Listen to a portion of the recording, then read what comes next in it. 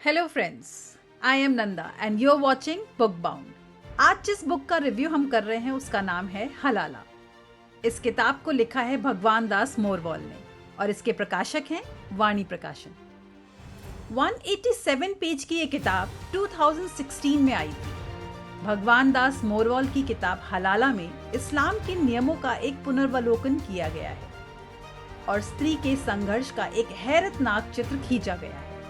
और इन सब की पृष्ठभूमि में मेवात की एक कहानी है जिसे लेखक ने अपने निराले अंदाज में कहना चाहा है। इस उपन्यास की संरचना मोहित करती है और इसकी भाषा शैली इसे पढ़ने के लिए विवश कर देती है। तो करेंगे बुक पर चर्चा, लेकिन उससे पहले if you haven't subscribed to our channel, please do subscribe and don't forget to press the bell icon so that you can get all our updates.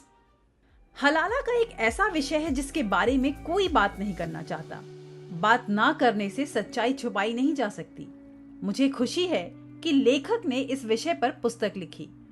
ये एक काल्पनिक किताब है, लेकिन इससे आपको अंदाजा हो जाएगा कि हमारी मुस्लिम औरतें इससे कैसे गुजरती हैं। सबसे पहले तो हलाला ये वहम तोड़ देती है कि केवल मुस्लिम लेखक ही मुसलमानों के बारे में लिखते हैं। आबादी के हिसाब से देखें तो आज मेवात का इलाका ऐसा है कि हिंदू मुसलमानों की जिंदगी, रहन सहन, व्यापार, त्योहार सब में एक दूसरे से गुथी हुई मिलेगी।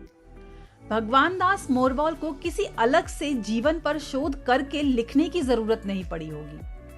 कई बार दार्जिलिंग, देहरादून के लोगों को दिल्ली जैसे शहर में आने पर पता चलता है कि वो क्या छोड़ आए हैं। वैसे ही स्थानीय लोग मेवात की जिन चीजों को रोज की बात समझते हैं, उन्हें मोरवाल ने एक अलग नजरिए से दिखा दिया है।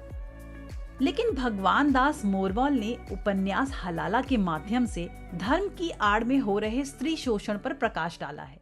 हलाला वो प्रथा है जिसमें कोई तलाकशुदा महिला अपने पहले पति के पास दोबारा तब जा सकती है जब उसका किसी दूसरे पुरुष से निकाह हो और वो पुरुष हम बिस्तर होने के बाद उसे तलाक दे।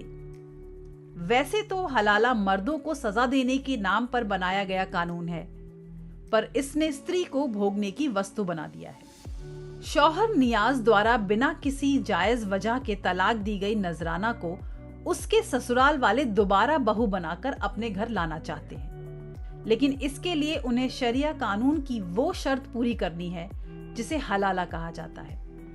इस शर्त को पूरी करने के लिए उसकी शादी करा दी जाती है पड़ोस में रहने वाले डमरू से।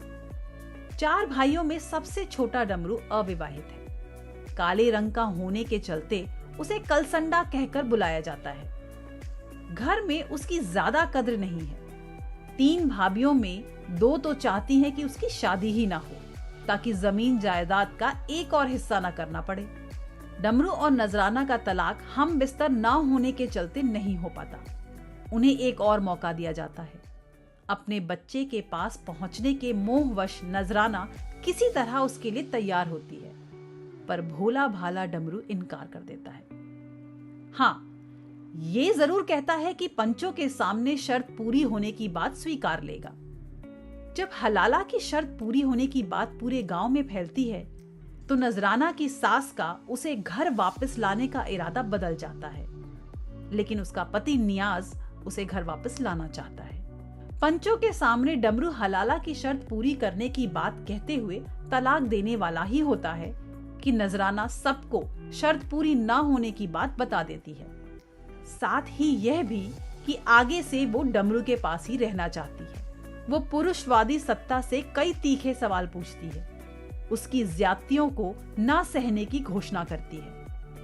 मुस्लिम परिवेश पर लिखी इस उपन्यास की कहानी की पृष्ठभूमि हरियाणा का मेवात जिला है।